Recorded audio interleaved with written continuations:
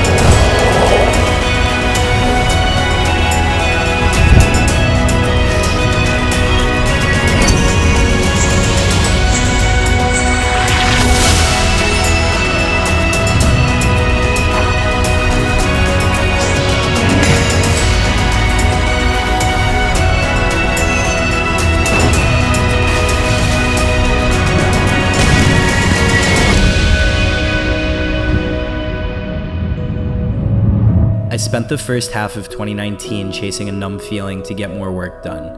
I thought this would get me where I wanted to be in life, but my relationships suffered, my creativity suffered. I was starting to feel pretty empty inside. Eventually, I sat down for coffee with a friend who made me realize that meaningful human interaction is what really matters most in life. I spend the majority of my time working towards the goals I've set for myself. But moving forward, I will always set aside time for the people who make my life possible. Despite a rocky start, 2019 was the first whole year I spent knowing my purpose in life, and I am more than stoked to continue living that reality in 2020.